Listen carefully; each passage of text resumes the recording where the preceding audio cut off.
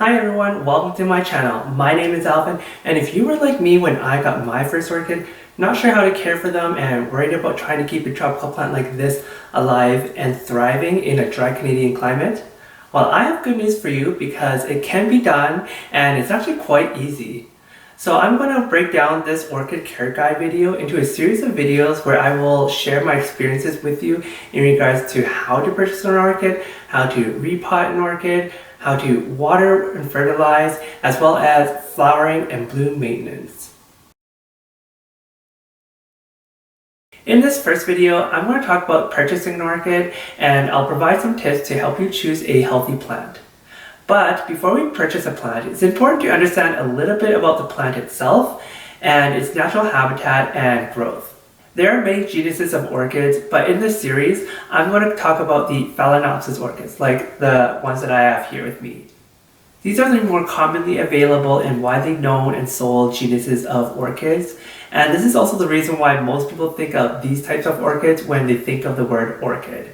Phalaenopsis orchids are epiphytes, which means that they grow on something in their natural habitat that would usually be on a tree.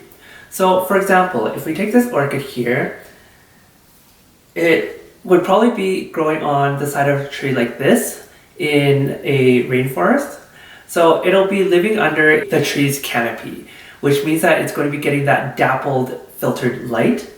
So that tells us when we're growing these orchids in our homes, we're going to be needing some medium to bright indirect light for them. Also in their natural habitat in nature, water is not always readily available. So that means that it does go through a wet and dry cycle. So now that we know a little bit more about the orchid plant itself, I'll talk a little bit about how I got my orchids, and then I'll touch upon the purchasing process. So if you were like me, I was deterred from buying orchids for two reasons. Number one, orchids are not cheap. They usually cost about $20 to $30 on average here in Saskatchewan. If you were to purchase orchid plants online, they could cost upwards of $80 or even more. So they are not cheap. And the second reason, I was deterred because of the care. When I was growing up, my parents had always bought these types of orchids because the blooms were so nice. But after the blooms itself had fallen off, the plant itself quickly had deteriorated and they just ended up dying. So it just seemed to me like they were very hard plants to care for. So what made me take the plunge and purchase my first orchid, you may ask? Well, honestly, between those two things that deterred me in the first place, it was honestly because of the price. So I had been walking around my local Lowe's and I happened upon a giant cart of orchids, and they were actually discounted for $2 to $5. So that was because most of those orchids had already lost their blooms and only the leaves were left. So I see this a lot where in especially supermarkets like a Superstore, a Walmart, a Rona, or a Lowe's, places that are not dedicated greenhouses or nurseries, usually when the blooms fall off of them, they can't sell them anymore, so they usually throw them away, or I don't know if they ship them back to a greenhouse or whatever the process is, but I have seen places literally throw tons of these orchids out.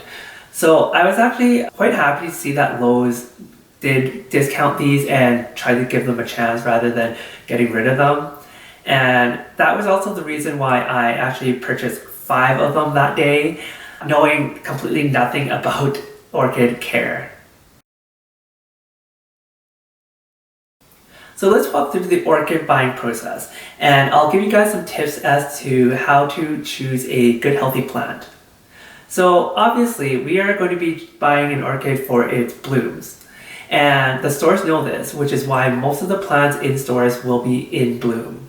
So go ahead and walk around and look for a plant that sticks out to you. So once you've found the plant that you like, there are going to be 2 things that you're going to look for.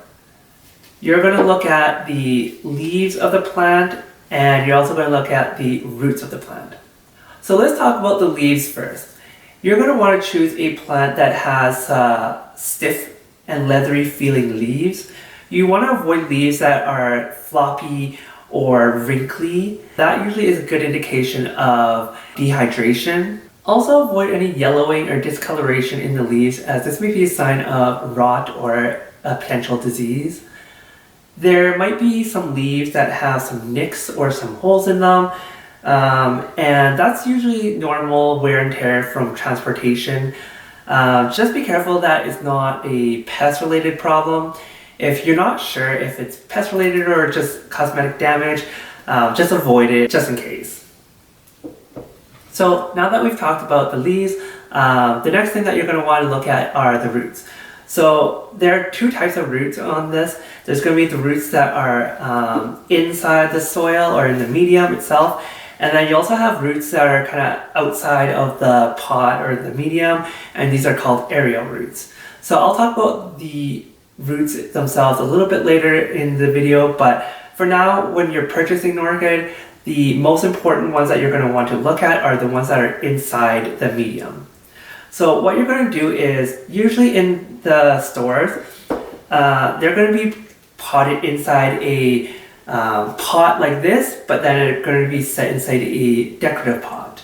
If you can, you want to lift out that inner pot so that you can inspect the roots. And usually they're going to be in a plastic pot that you can see through. And what you're going to want to look for are either silvery or green looking roots that are thick and plump. You want to avoid roots that are kind of brown in color or they look a little mushy, as these are signs of rot. If you absolutely cannot tell because there's just too much either moss or medium in there, or they're in a non-clear container, usually you'll want to go by the leaves in that case, because if you have a ton of leaves that are healthy, they're like thick and leathery, like I just talked about, that's a good indication of a healthy plant. And if you have a healthy plant, you're going to have healthy roots. So those are my tips to help you choose a healthy plant if you are able to go to a store to physically see and inspect the plant itself. I'll quickly touch upon purchasing online also, just because online buying is just more readily available nowadays. I'm going to preface this by saying that I have purchased plants online before, but I have never purchased an orchid online before. I had a good experience with my order online, but I will say that I have seen on Facebook groups of people having bad experiences. There have been people who've bought plants, especially orchids, that are either dehydrated or even the orchid itself came with 0 roots. So just be aware that there are some risks to buying online. With online buying, you're able to get varieties that you might not otherwise be able to get in your local area, but purchasing online also means that you're not able to physically see and inspect that plant itself. So there are some ways to mitigate this risk, and my number one tip for that would be to purchase a plant from a reputable seller. So if you're not sure where to find these reputable sellers, I suggest going on to some forums or join some Facebook groups and just ask people where they're buying orchids from, and then look into those companies. You also want to look into their return policy to see if they have one or not, and also to see if the seller has good communication, so that if any problems or issues arise, or if there's questions, that they can be dealt with quickly. Also ask people's opinions and see what their experiences are with that particular seller, so that you know that it's a good reputable seller. So that's all I have to say about purchasing online. Just be aware that there are risks involved, but there are also ways that you could potentially mitigate those risks.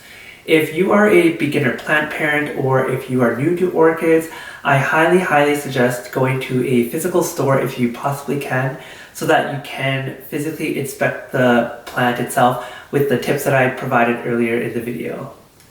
So that concludes the first part of this series.